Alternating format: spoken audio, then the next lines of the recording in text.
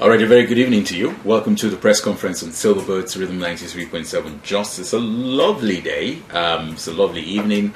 And has been your day.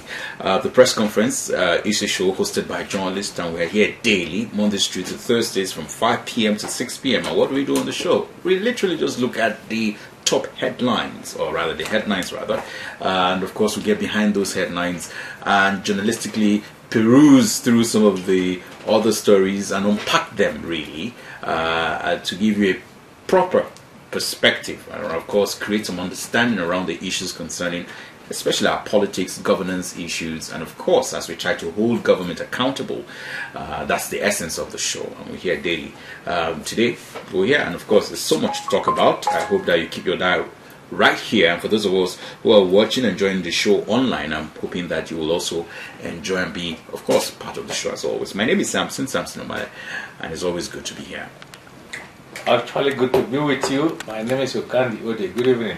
Okandi Ode, I think all eyes all day had been on the National Assembly, and specifically with the Senate as they consider the issues surrounding the Electoral Act, and there have been some development coming out of the Senate. If we just want to bring us up to speed as to what's been going on with the Senate, especially concerning the Electoral Act, which was supposed to be considered today, and then after the emergency session that was called by the leadership of the National Assembly, we're expecting that there will be some, resolution and some movement, especially when you think about that. But again, maybe we'll just update what we are getting from Abuja for proper understanding. The Senate has appointed now 12 members to work with the House of Representatives on the Electoral Amendment Act, which has stirred a lot of controversy and protest, as we have seen in the last few days. President of the Senate, Godswill Akpabio, announced the committee members today during an emergency plenary session. Now, who are the members? Our own Simon Lalong will serve as chairman. Don't forget that Simon Lalong is the chairman of the INEC committee in the Senate. We also have Senator Ojus Okalu, Senator Tahir Mungunu, some of the culprits who staged that, permit me to say, coup within the Senate when this matter was put over, where they literally, change what was agreed during the plenary within 25 seconds, if you follow that, within 25 seconds. And then before all the other senators who were always talking to each other and making us realize what had happened, they had gone. But somehow Nigerians are trying to bring them back to reorder their step. Who are the members of the committee? We have Senator Asoko Akpeong, is that from Calabar? Yeah. We also have Senator Aminu Iya Abbas, Senator Tokumbo Abiru, Senator Nii Adebunimere SAN, Senator Jibrin Issa, Senator Ipabilo Banigo, and Senator Onyekachi Nwebunyi.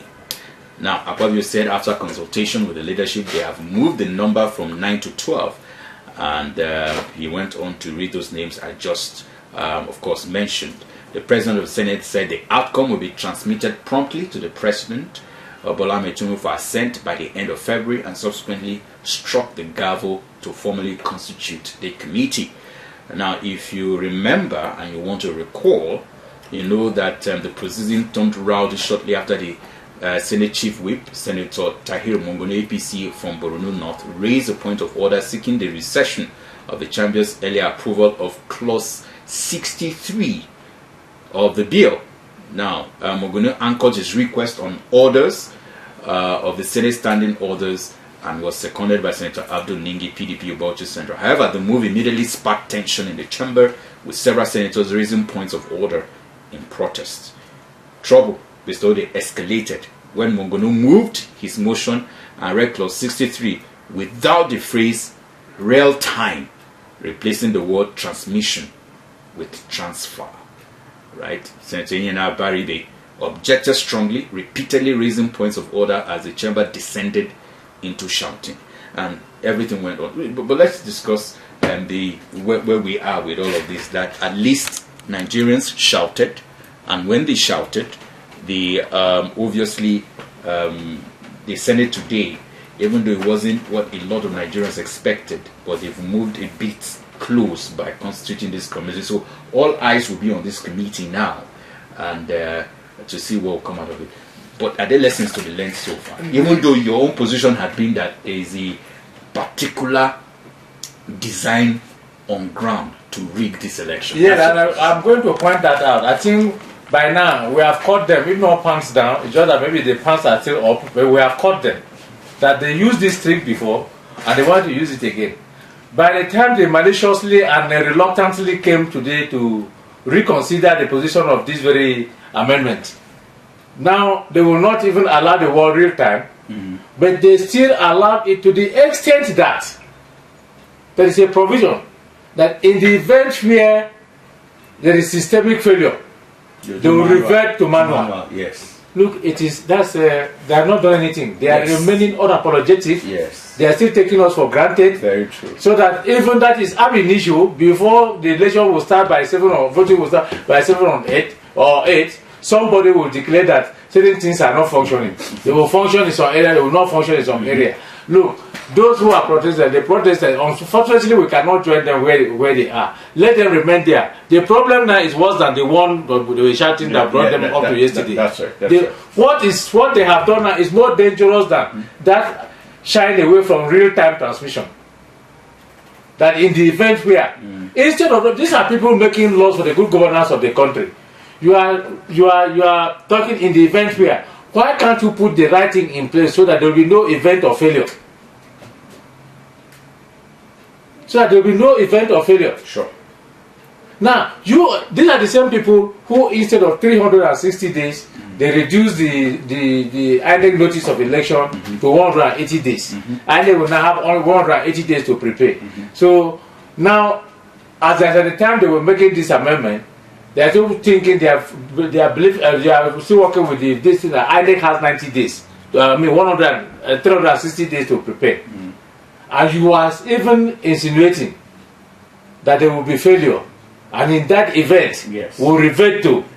No. In fact, those who are protesting there should mobilize more and block their territory. Let them not come out until they can say the right thing.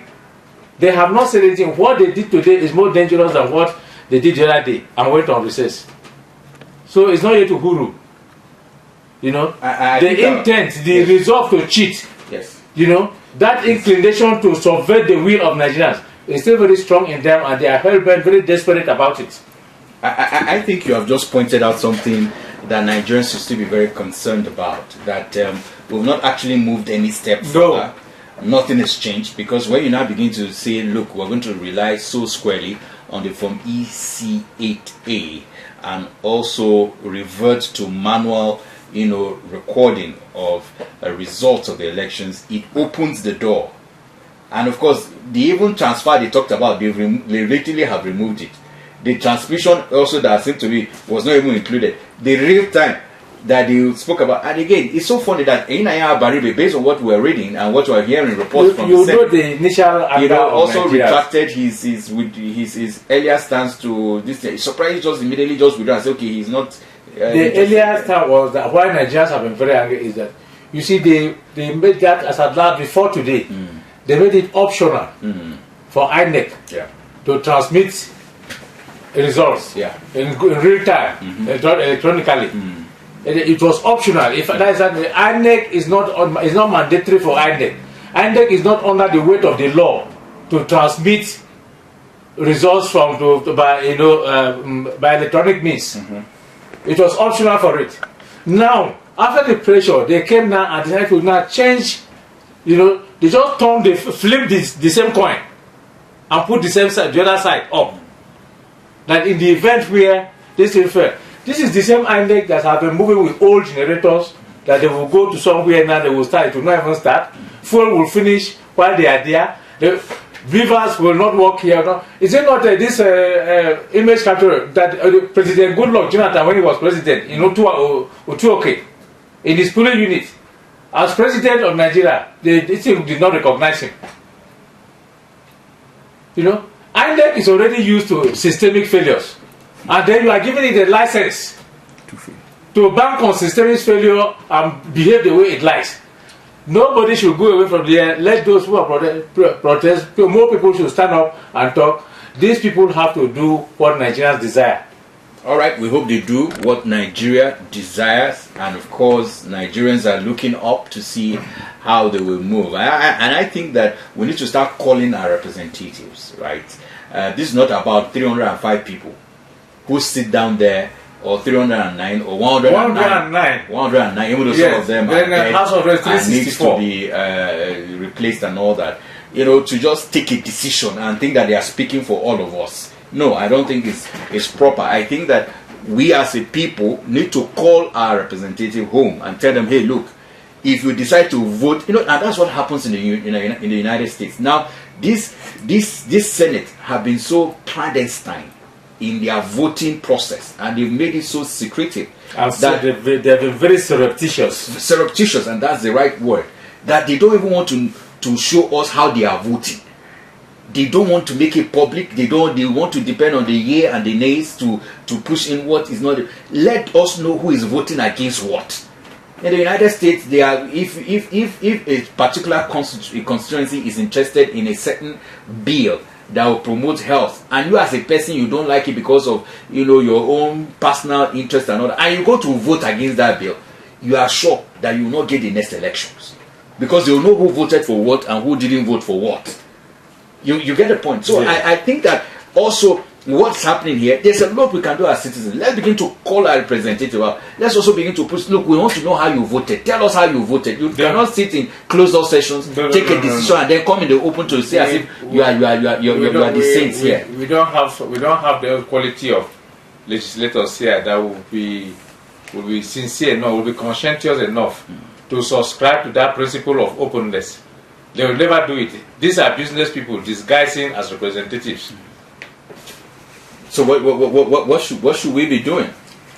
We have started something. This project, it has not happened before, that you see the color, the caliber, the cream of people that came out to the National Assembly to protest this wrongdoing, to protest this injustice that our own representatives were trying to force down on us.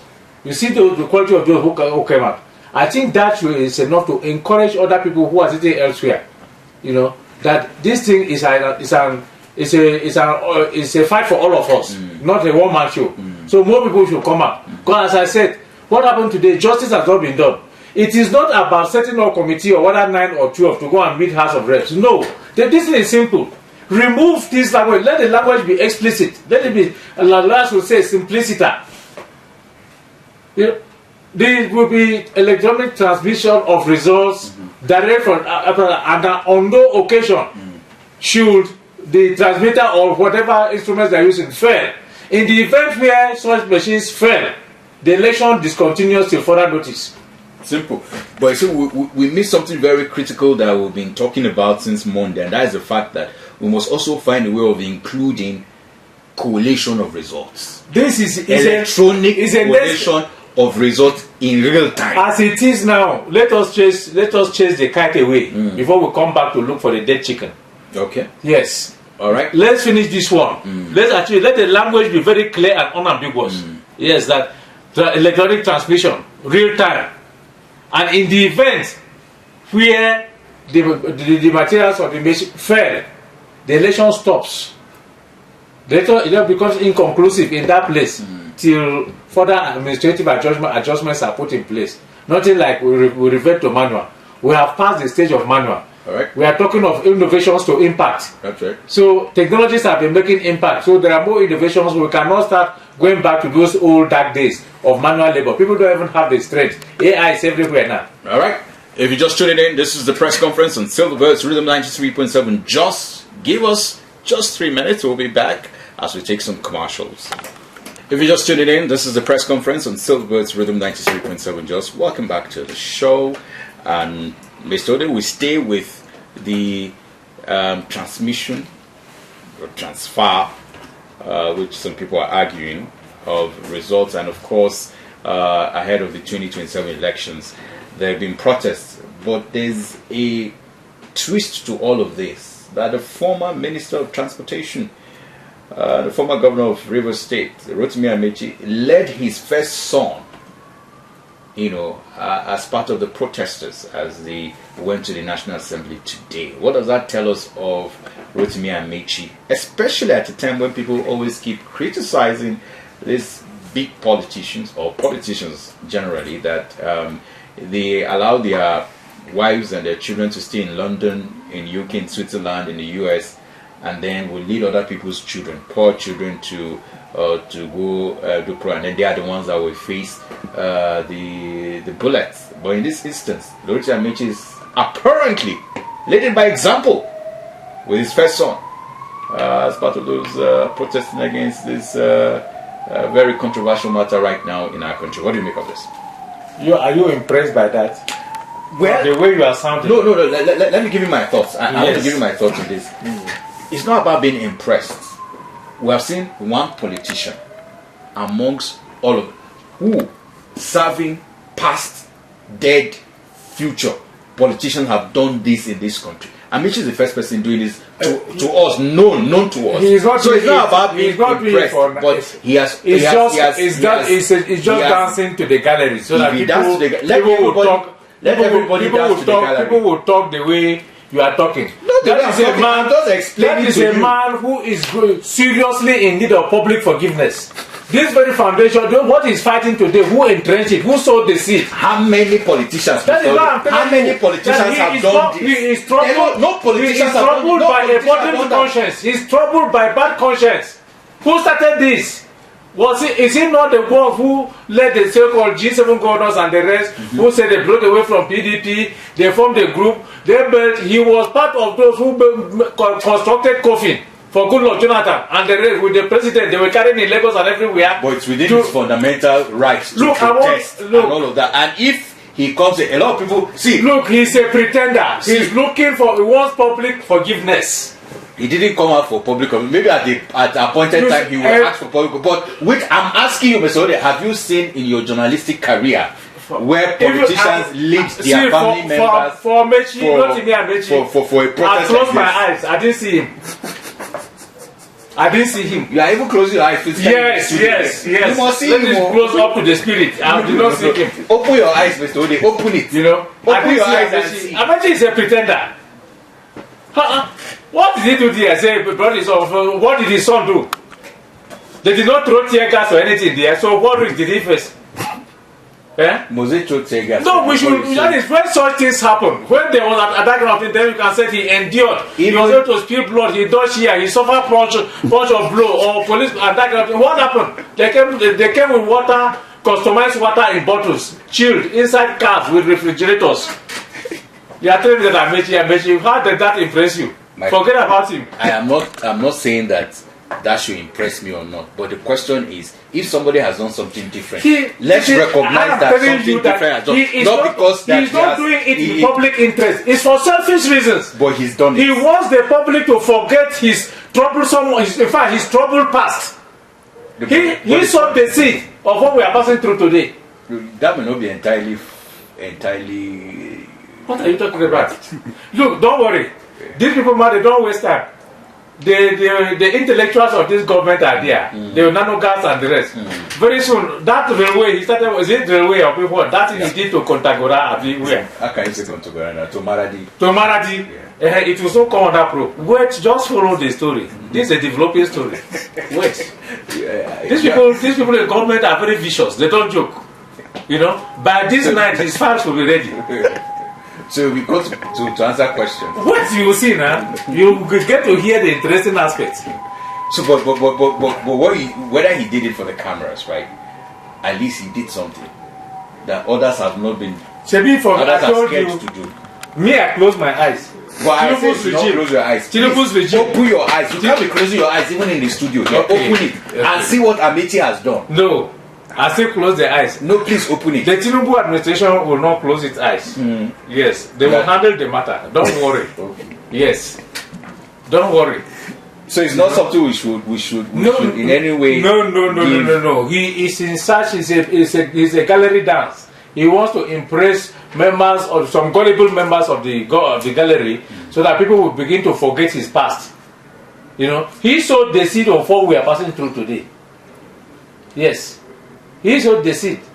The allegations of the contributions he made to the Tinubu, to the Buhari campaign at that time and the rest. He served as minister for 8 years. He did not only construct a road line from here to Maraba, he established a marine university. Maraba or to Maradi. Maradi. Yes. He constructed a marine university in a dry land in Daura and all those projects. Those intellectuals in Tinubu, I say they don't waste time. They can be very, very precise, very punctilious.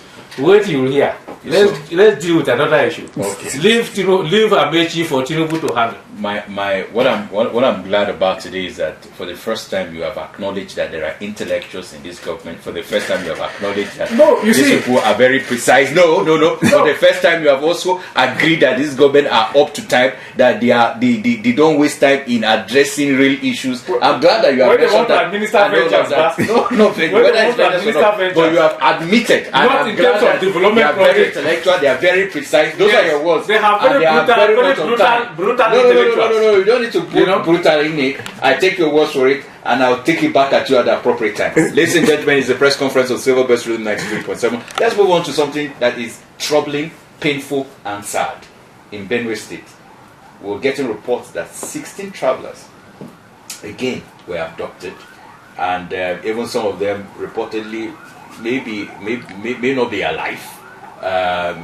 Based on some report, but we're hoping that that will not be entirely what the situation is. But again, goes to throw to us where we are with the issues of our insecurity. Look at what's happened in Kwara. We're not even done with that yet, and it appears that countless lives are being lost every day. Now, even in Plateau State, we have had our own fair share in recent times. And recent days, we heard that special forces have been drafted, to deal with the situation here. Issues around insecurity just keep growing. Even with the intervention of Donald Trump, it appears it heightened, where people are saying, President Trump did, but we were saying that we were just one strike that we didn't even know how many persons were killed. And those are the facts on ground. We don't know how many of those bad criminals, or criminals were actually targeted and killed. We don't have their numbers, if at all they were, right? And after that, we've seen an upsurge in the number of abductions, in the number of kidnappings, in the number of killings, in the number of invasion of communities, in the number of attacks. And it appears that the government is on a PR, escapade in the United States, and they are appearing on television, on Fox. They are having big meetings with White House, even Donald Trump is pouring accolades everywhere that they are doing so well. And all of that. House of Representatives and they're having breakfast meetings with the President of the United States and all of that. But here we are, people are dying. But don't leave Donald Trump. No, I can't leave him out. I need to be very objective and factual. And those are the facts of the matter. And those are the facts on ground. See, it has never become, not even in fairy tales, has a sympathizer become the chief mourner in any burial. It doesn't happen like that. You should hold our own government, our own president here, responsible that the persistence of these security challenges has reached a point where he is even supposed to address the nation. Now, he has appointed some yes men or installed some yes men in the National Assembly who have decided to divert the concentration of Nigerians. Instead of us thinking of the lives that are being lost every day in different parts of the country, we are busy talking of electronic transmission, or in the case of no transmission, we return to manual. Correct, I agree with that. It's a diversion. You understand me? Now, look at it. The approach to dealing with insecurity in Nigeria has been quite ad hoc and non-committal. Look at the situation we have in Kwara. We have not been able to sort it out. We are still in it. Look at Niger State. Yes. Part of Niger State is under the rule of bandits and insurgents. Come to Benue. The people are constantly on the run. For how many years? Up till now, as you are going, before you get to Benue Bridge, you'll find that the IDP camp is still booming. And then you come to our own Plateau States here. I just heard the report this morning that the Chief of Army Staff approved the Special forces. Special Forces to come to PLATEAU. We have STF here. We have Rukuba, 3rd Armored Division Headquarters here, isn't it? We have Police College.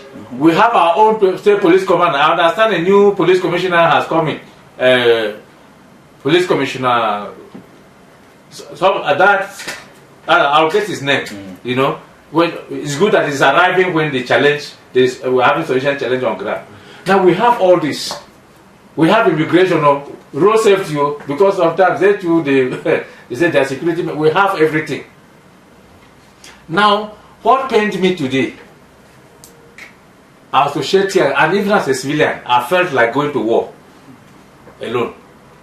That a local government, or a community in Bushere, part of Bokos, has been completely sacked. The inhabitants displaced, chased out of contention, and that the bandits took over the village and renamed it. They changed the name of the village to whatever has meaning for them, and then convert the church they found around to a mosque. In Mushere, in Bokos, in central Nigeria, we are not talking of border town. We are not talking of border town. These people, how did they pass through here to get to that place in Mushere? Now, if you're sending a special task force, a special squad to come and deal with the situation in PLATEAU, what of Kwara? What of Nasa? What of Benue? What of Niger? And what of other states? What are the plans of the insurgents or the bandits now about other states that they have not attacked? How safe are they? Why do you think that people kidnappers will not be daredevil in their approach or in their dealings in Benue State? When we cannot even contain the killings, we cannot even feed the people in the IDP camps. You know, explain to me. Look at Nasarawa State bordering PLATEAU State. Look at Kaduna State for these others. How did these people pass? How did they? Are they spirits? They operated, sack a whole community, and have the criminal effrontery to rename a village. Oh my God! Mr. I'm just listening to you, and my voice is actually. Look, it's very, very disheartening. It's painful, and it's sad. It's very, very. I said this is today for the first time. The first time I told you I feel like going to war. If I was the time I told you we went to Gashik, that Mahanga area. Yes. Look, what I saw was heartrending.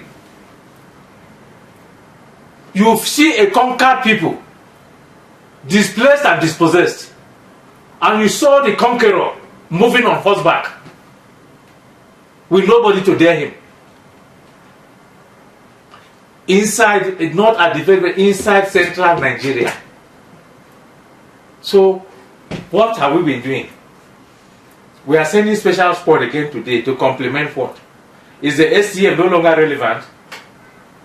The new police commissioner you are sending in, what is it? What is his brief? There are other force of the we are told headquarters of 3rd Armored Div, Maxwell Kobe Cantonment. What are we achieving? Every day we are duplicating resource, that is wasting resources. In the name of this mission, that mission. The STF, you even have a new, that is, I understand they have a new media relations person now. Now, so far, how good? What can they tell us? How can they review the operations in the last 2, 3, 4, 5 years? What story do they have for PLATEAU people, for Nigeria? The people who are coming today as having been approved by the Chief of Army Staff, where are they going to start? Who is going to lead them?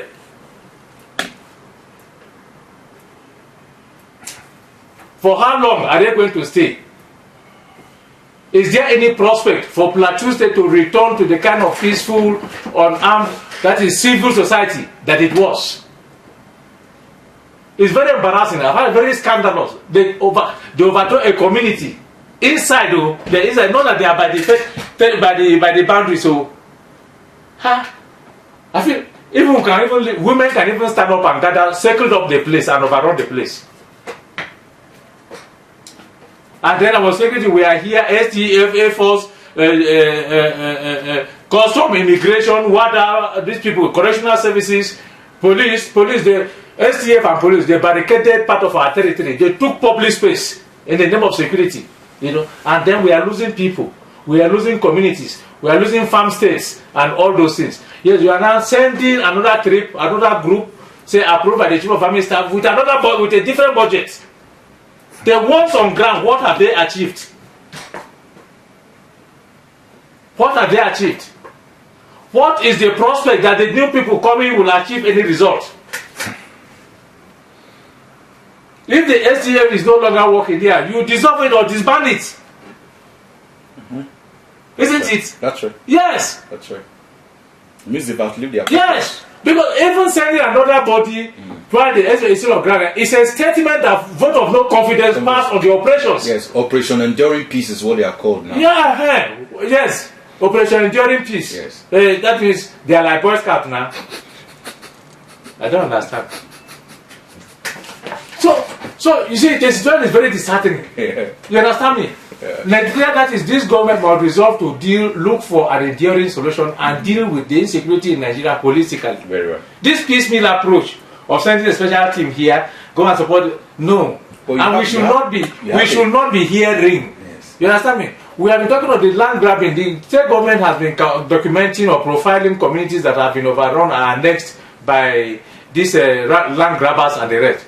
But this one, where the people have the guts, say they rename a community, took over the space, convert the church building. That means they are telling us, you have no system here, we have conquered. So inside us. So, Mr. Ode, I mean, just listening to you, I feel saddened, I feel pained that the state, and when I mean the state, I mean the Nigerian state, has not been fair to its citizens, especially those in Plateau and down to, in more specific terms, Bokos local government area, to see that people now in their own inherited space, in their own ancestral space, are sacked.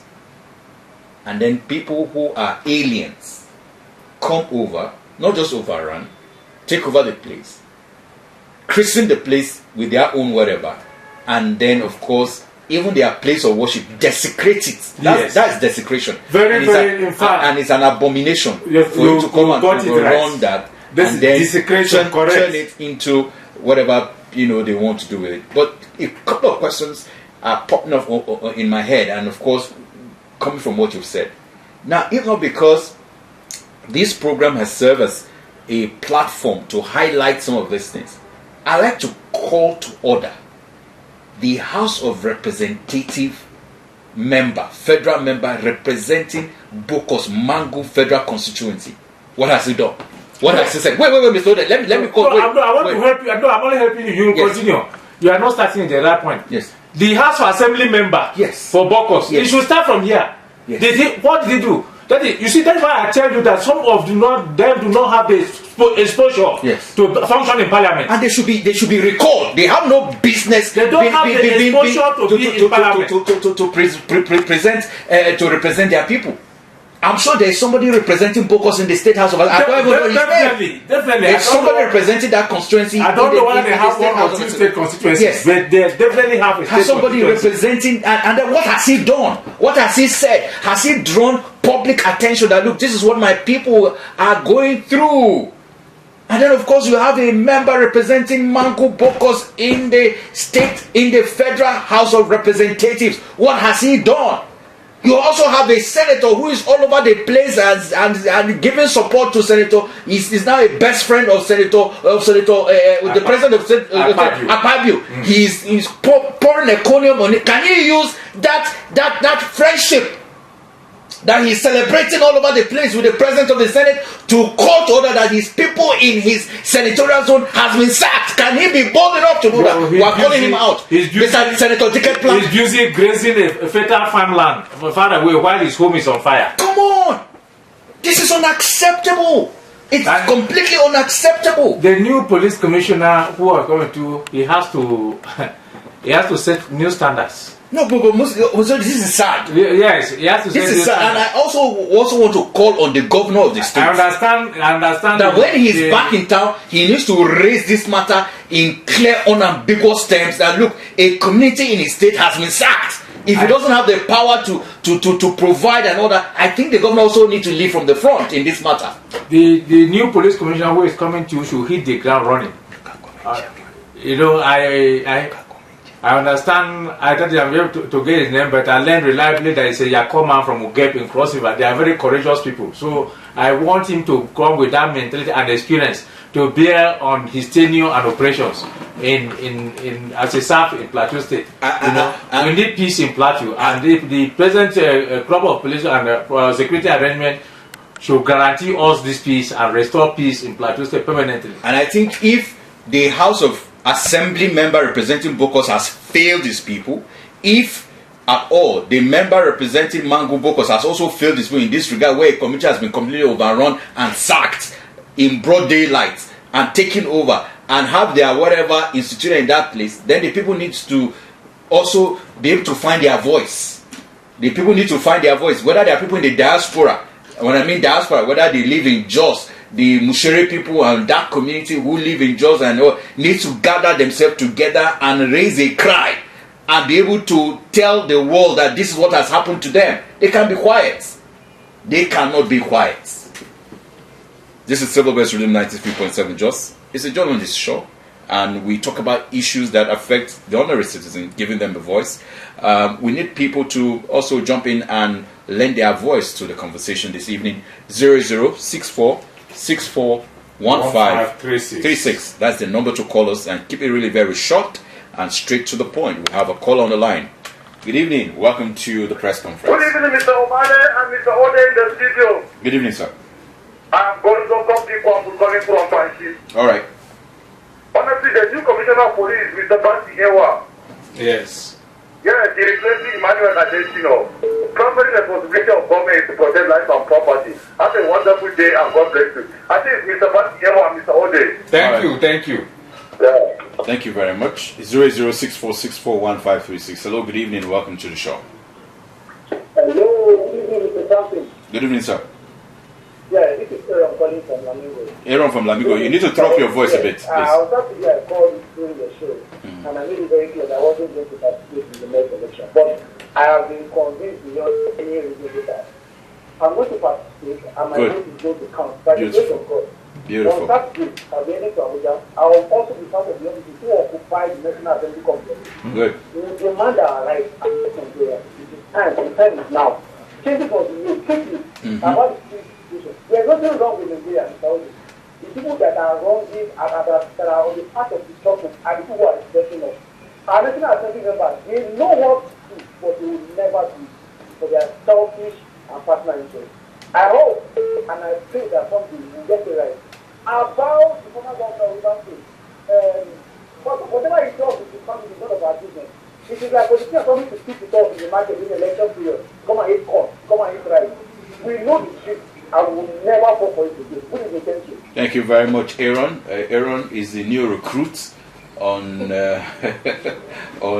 Hope in a New Nigeria, and please mobilize the people around your community, mobilize the people around your area where you live, and of course let's bring that change and hold government accountable. All right, thank you very much. I appreciate that. 0064641536. So I've just space to take two more calls, and then we'll be done on the show. Hello, good evening.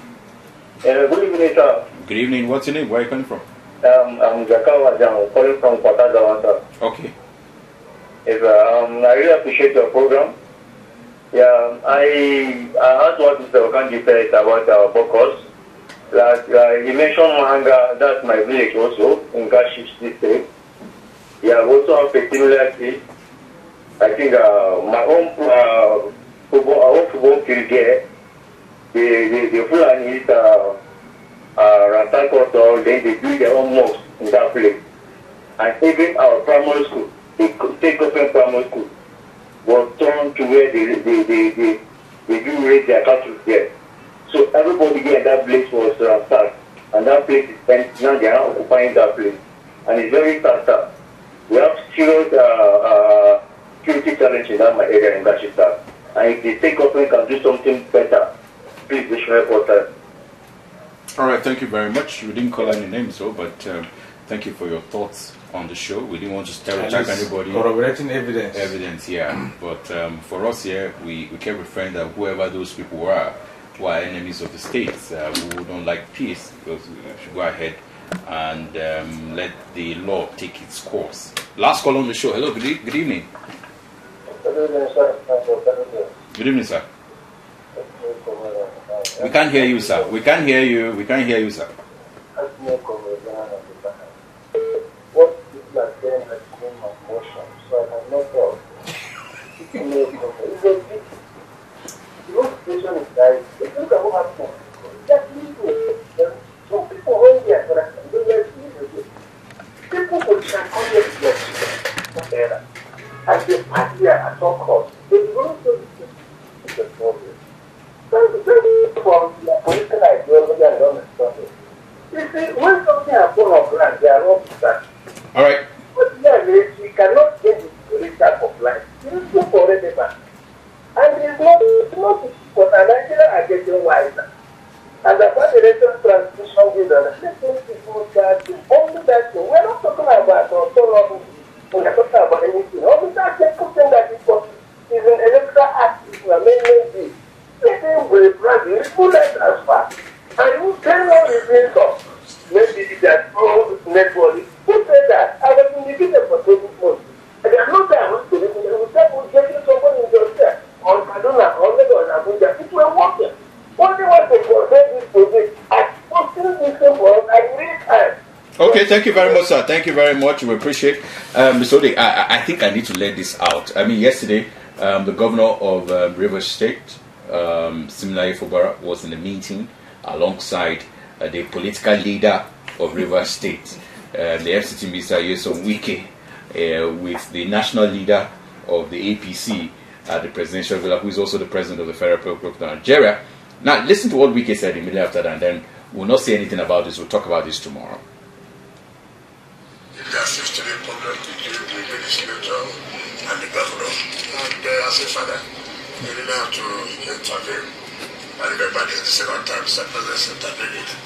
I believe by the grace of God, this will be the last time I believe that the assembly has told them to do this, to make separation, which I know they will not hesitate. And I also believe that the governor will carry out some part to make sure that this is the final time Rivers people will be to hear this kind of discord. So that's it.